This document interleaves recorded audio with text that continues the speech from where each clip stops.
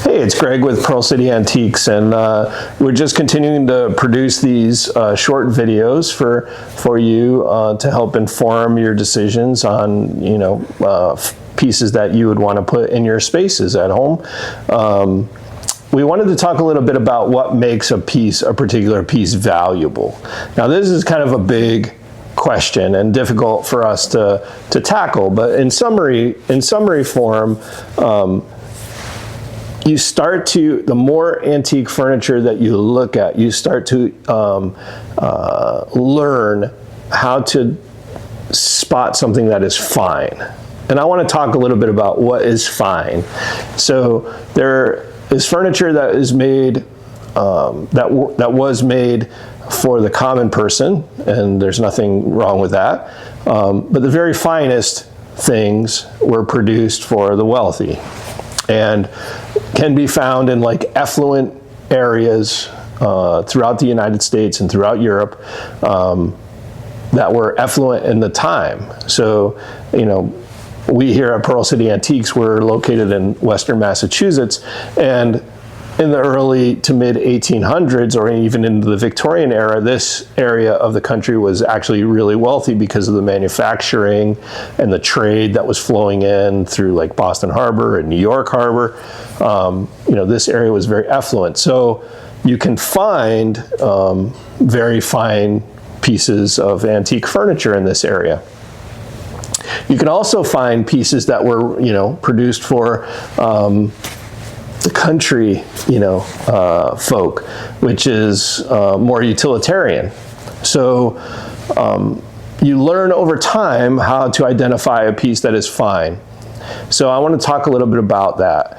So a way to determine whether a piece is fine is visually, you'll see the aesthetic. If you see a piece that was made for, perhaps like a very wealthy family, you'll look at that piece and you'll be able to tell by the proportions, by the craftsmanship, by the skill by which it was built, how accurate and precise the joinery is, the choice of woods that were used, the great materials that these beautiful pieces were made from. The finer pieces are going to really kind of stand out in that way.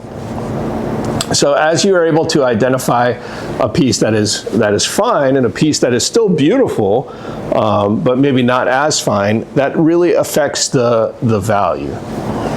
Another thing that affects the value of antique pieces is its originality. So is it all original? Was it ever altered or repaired? Is it in its original form? Are the brasses or hardware, were they replaced at some point? These things all affect the value. So certainly value is in the eye of the beholder. Some people really love the primitive, very primitive country pieces, and those pieces still command quite a high value, even though they're so simple in their form, but because people are furnishing early farm houses, or they love that aesthetic, that very clean, simple aesthetic. They're looking for authentic New England primitive pieces. That's all great.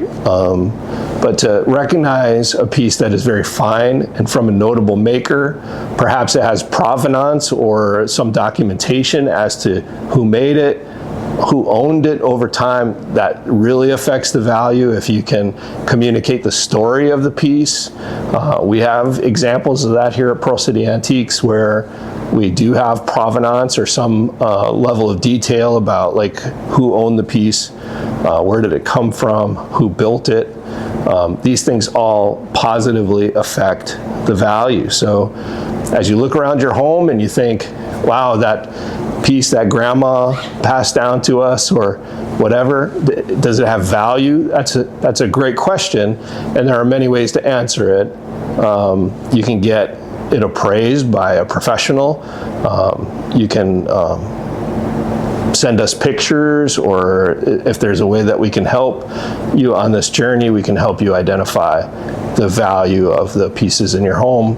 But as a guideline, we wanted to share these few tips to help you identify the value of your antique furniture. So if you have any questions, drop it in the comments or reach out to us at pearlcityantiques.com.